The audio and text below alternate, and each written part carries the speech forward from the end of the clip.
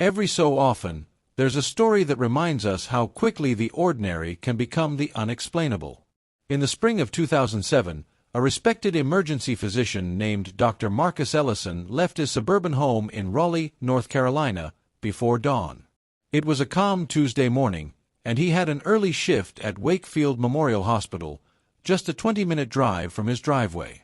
Marcus had kissed his wife goodbye, grabbed his usual travel mug of coffee, and promised to be home in time for dinner. He never arrived. When the clock hit 8 a.m. and Marcus hadn't checked in, his colleagues assumed he'd been caught in traffic. But by mid-morning, when his phone went straight to voicemail and no one could reach him, an uneasy silence began to spread through the hospital halls. Within hours, police officers were retracing his route. They found nothing, no skid marks, no wreckage, no signs of distress. It was as though the man had simply vanished between his driveway and the hospital parking lot. News stations picked up the story quickly. "Doctor vanishes on his way to work," the headlines read. And for weeks, every lead that came in, from possible sightings at gas stations to reports of a strange vehicle near a nearby lake, led to dead ends. The Ellison family went through birthdays, holidays, and endless interviews with detectives, all without answers. But what makes this story truly haunting isn't just the mystery of Marcus's disappearance. It's what happened 8 years later. In 2015, a group of recreational divers exploring a lake just 10 miles from his home made a discovery that stunned the entire community. At the murky bottom, trapped beneath layers of silt and algae, they found a car. When police pulled it from the water, everyone could see the license plate. It was Dr. Marcus Ellison's. What happened that morning in 2007? How could a man so familiar with the route to his workplace disappear without a trace for nearly a decade? This is the chilling, heartbreaking story of a doctor who vanished on his way to save lives, and the eerie truth that finally surfaced years later. The morning of April 3, 2007, began like any other in the Ellison household. The sun was only beginning to rise, painting the Raleigh sky with streaks of gold and violet. Dr. Marcus Ellison, 42 years old, was known for his discipline, an early riser who never missed a shift, a husband and father of 2 who balanced long hospital hours with quiet evenings at home. That morning, he was scheduled to cover an emergency rotation that started at 6:30 a.m. His wife, Lena, later recalled hearing him moving quietly through the kitchen just after 5. The smell of fresh coffee filled the air. He was humming softly, something he always did when preparing for a long day ahead. Before leaving, he went into the kids' room, kissed their foreheads, and told Lena he'd call her during his lunch break.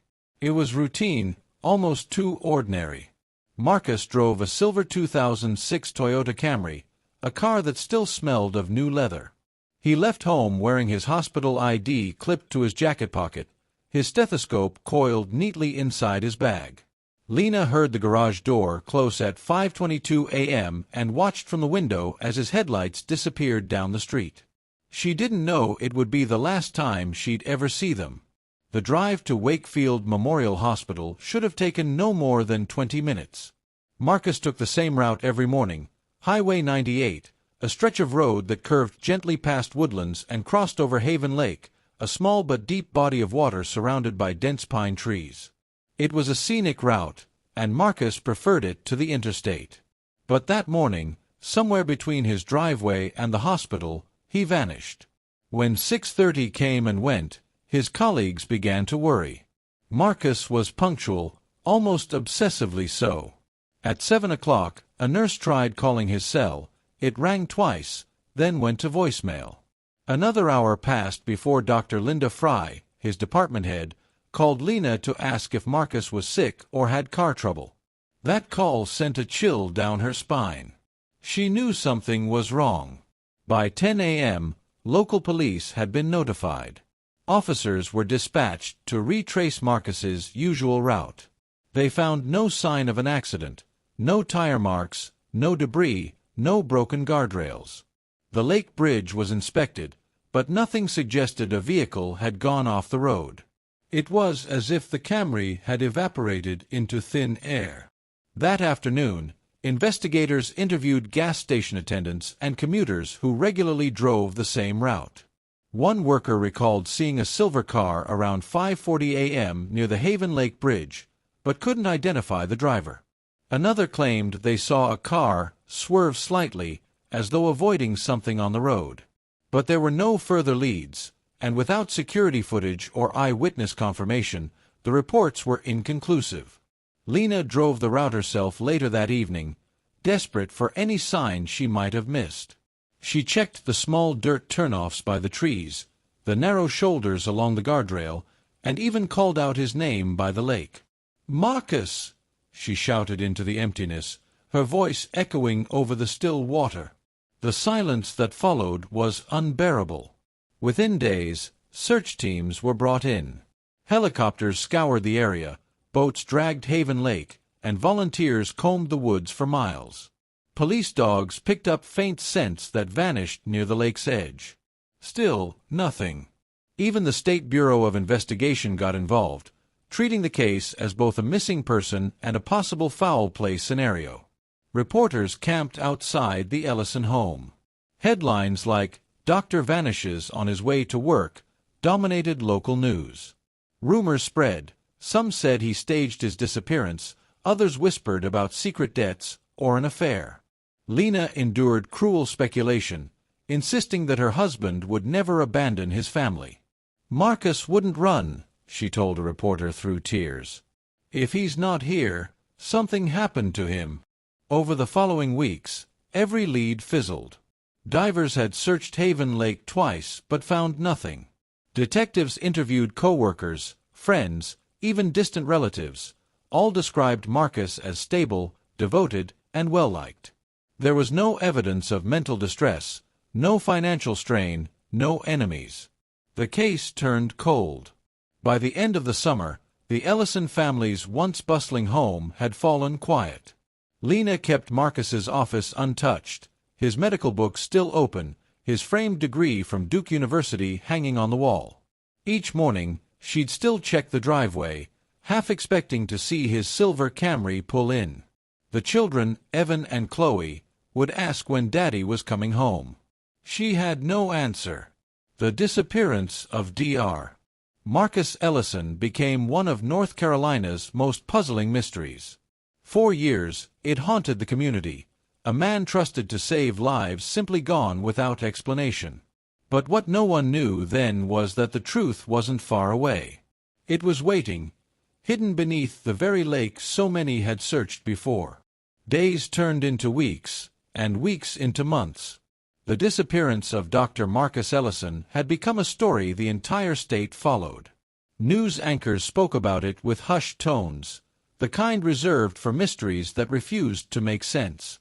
In Raleigh and surrounding counties, flyers with his face were taped to gas pumps, grocery store doors, and highway rest stops.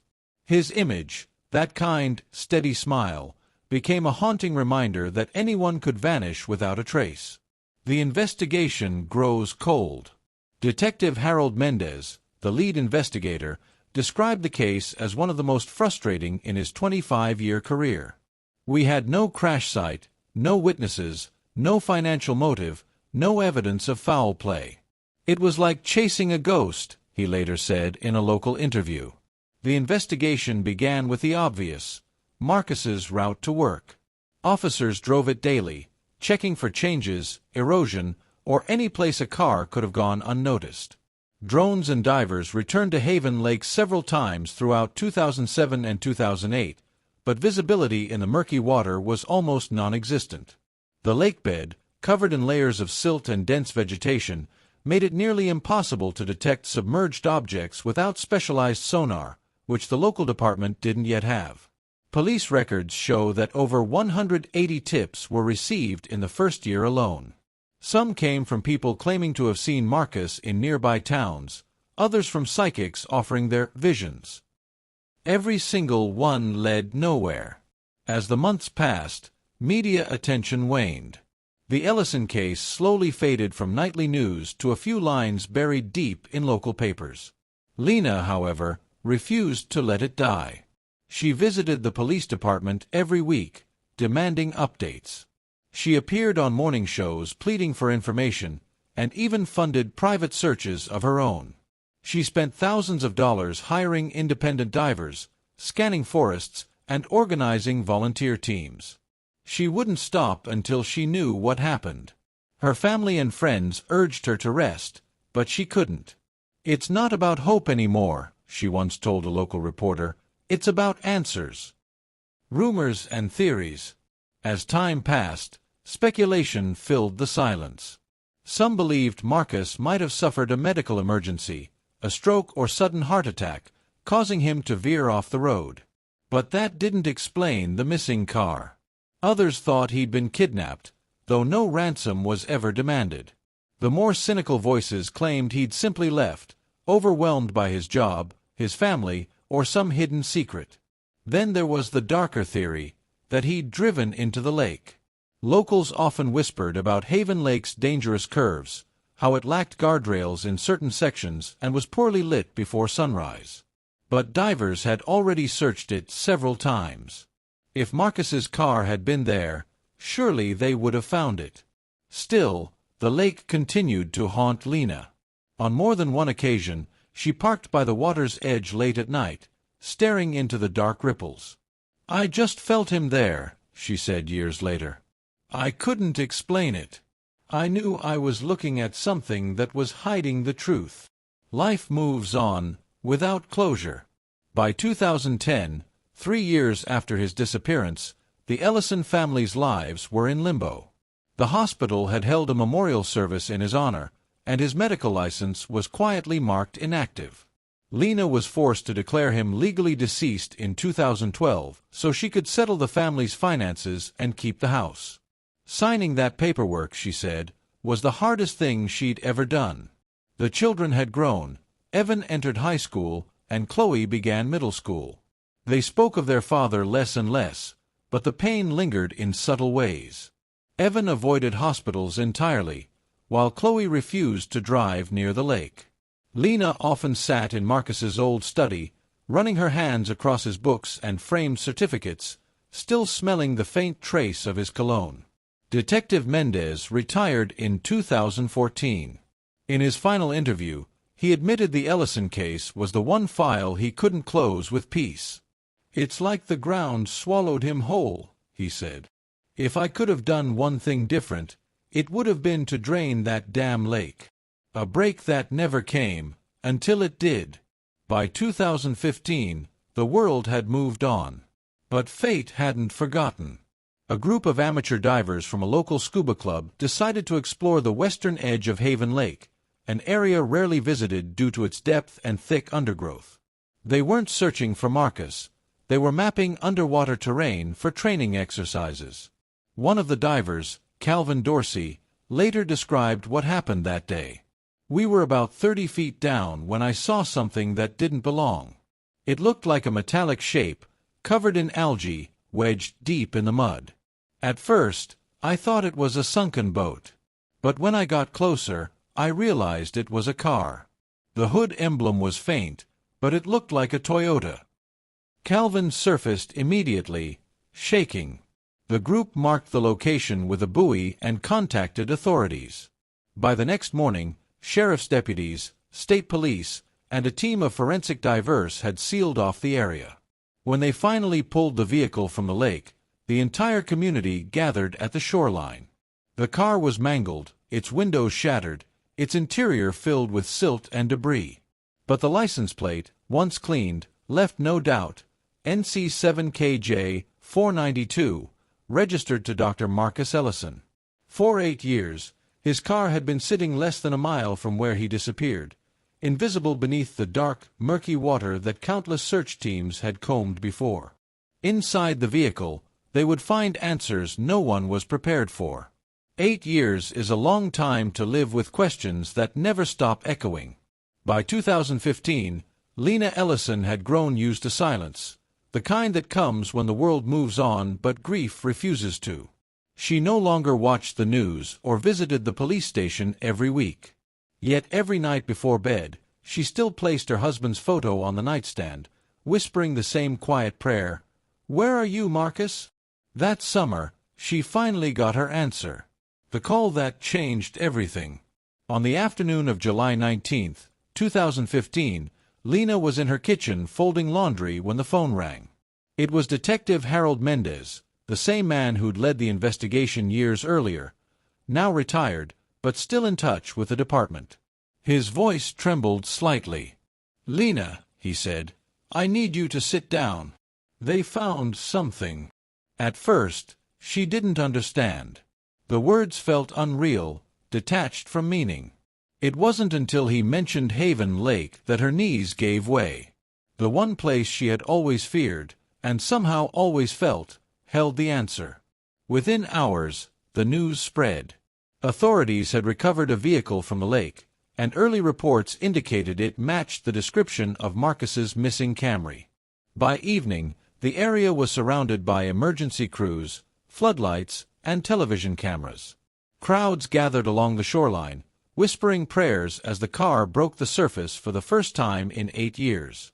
It was a moment frozen in time. The silver frame of the Toyota, now dulled to gray by corrosion, dripped with lake water as it was hauled onto the bank. Moss and weeds clung to the wheels. The glass was shattered, and the driver's side door looked crushed inward. When officers carefully opened it, a single item fell to the ground, a hospital ID badge bearing the faded photo of Dr. Marcus Ellison. Lena stood behind the police tape, trembling. She didn't cry at first. She simply stared, her hands clasped to her mouth as though afraid to breathe. "I knew it," she whispered. "He was here all along." The recovery. Forensic divers spent days examining the vehicle. The car had been located in one of the deepest parts of Haven Lake, roughly 42 feet below the surface, wedged in thick mud near a collapsed embankment. Visibility in the area was nearly zero, a swirling mix of sediment and roots that made detection nearly impossible without sonar. Inside the car, investigators found skeletal remains still strapped into the driver's seat. Dental records later confirmed what Lena already knew: the remains were Marcus's. His wedding ring, still on his finger, was tarnished but intact. Autopsy reports revealed no signs of foul play. There were no fractures or evidence of external trauma beyond what would be expected from a high-impact crash. Toxicology tests came back clean. The official ruling: accidental drowning. But even with an answer, questions lingered. How could they have missed it? The discovery reignited frustration in the community. Locals demanded to know how search teams had failed to find the car during the initial investigation. Authorities explained that early dives in 2007 relied on visual sweeps and limited sonar equipment. The vehicle's position, upside down, embedded deep beneath the lakebed, had made it invisible to early scans. Over time, shifting sediment had buried it even deeper. Detective Mendez admitted later that it was the one regret of his career. "We were right there," he said during a local interview. "We just couldn't see it. It was sitting in the dark, all along." The tragic irony wasn't lost on anyone. A man dedicated to saving others' lives had lost his own within sight of home, hidden by nature's quiet persistence. The family's healing. For Lena and her children, the discovery brought both agony and peace. Evan, now 20, stood beside his mother at the small private memorial service. He placed his father's old stethoscope on the casket before it was lowered. "You helped people every day, Dad," he said quietly. "I hope someone helped you find your way back." Chloe, 16, spoke at the service too. She said that for years she had dreams of her father standing by a lake, looking back at her without speaking. "Now I know," she said tearfully. "He was waiting to be found." After the burial, Lena visited Haven Lake one final time. The summer air was still, and the surface of the water reflected the fading orange of the evening sky. She stood where the divers had pulled Marcus's car from the depths and dropped a white rose into the water. "You were right here," she whispered. "All this time. A mystery with meaning." The case closed quietly, with little fanfare. Reporters moved on to other stories. But for those who remembered, The Ellison case became a cautionary tale about the unpredictability of life and the fragility of certainty. Authorities installed new guardrails along Haven Lake Road and added warning signs for nighttime drivers. The community began referring to that stretch as Doctor's Curve. Each spring, someone, no one ever knew who, left fresh flowers tied to the guardrail. Though investigators concluded the crash was likely due to a brief moment of distraction, maybe a spilled coffee, a deer crossing, or slick pavement, Lena believed there was something more peaceful in how it ended. "He wasn't lost," she once told a local newspaper. "He was just waiting for us to find him." When the car was first hoisted from Haven Lake, investigators thought the story was over, that the vehicle and the skeletal remains would provide the long-awaited closure. But as forensic specialists began examining what was inside, they realized that the lake had preserved more than just Marcus's car. It had preserved his final moments. Inside the car, the interior was almost completely filled with silt and lake vegetation, but certain details were still distinguishable.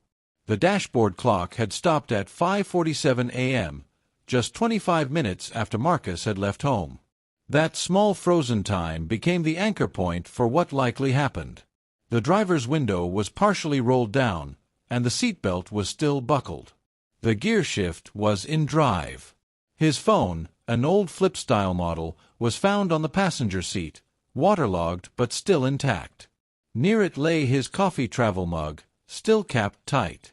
Everything looked as though he had simply driven into the lake without ever realizing what was coming. Forensic reconstruction suggested that Marcus may have lost control while crossing the narrow stretch of road along the lake's southern curve. There were no guardrails there in 2007, only a thin shoulder and a sharp drop toward the water. A tire track impression found years later, now faint beneath layers of moss, hinted that one may have slipped off the edge before the entire car plunged down. At that hour, before sunrise, visibility was low. The road's reflective paint had faded, and the surface was damp from early morning dew. Investigators concluded it could have taken only a moment's distraction, maybe a glance at his phone or reaching for his coffee, for tragedy to unfold. The things that survived. When forensic teams dried the interior, they found a few small personal items that had astonishingly endured 8 years underwater. A cracked photo frame containing a picture of Lena and the children, the image only faintly visible behind water stains. His hospital pager, rusted but still bearing his initials. A folded piece of paper in his glove compartment, a handwritten note Marcus had jotted to himself. "Pick up flowers for Lena." That single line broke the hearts of everyone who read it. It wasn't a farewell note, not a confession, just a small, ordinary reminder from a man on his way to work. A man who never made it there. Community reaction. When details of the investigation were released, the story spread far beyond North Carolina. News outlets nationwide ran the headline, "Doctor's car found after 8 years underwater, hidden all along beneath Haven Lake." People were moved not just by the tragedy, but by the strange poetry of it. A man whose life revolved around saving others ultimately claimed by a place meant to be calm and still. Locals flocked to the site, leaving flowers and candles along the guardrail. One note taped to the post read, "For Dr. Ellison, who healed so many, may you finally rest." The city council later voted to rename the bridge crossing the southern edge of the lake as Ellison Memorial Bridge. It became a quiet landmark, visited by travelers who'd heard his story. On calm days, the water below reflected the metal plaque bearing his name, the same water that had held his secret for nearly a decade. The hidden lesson. In the years after his discovery, Lena found purpose in sharing Marcus's story. She worked with local authorities to advocate for improved rural road safety and better guardrail installations near lakes and bridges. "If Marcus's story can prevent one more family from going through what we did," she told a reporter, "then maybe it wasn't all for nothing." She also began volunteering with the families of the Missing Foundation, helping others endure what she once faced. "The worst part isn't losing someone," she once said. "It's not knowing." Through her advocacy, she met other families, truckers, teachers, parents, who'd lost loved ones in eerily similar ways. Vehicles submerged in hidden waters, accidents long mistaken for disappearances. She realized that sometimes closure isn't found in miracles, but in persistence. A quiet goodbye.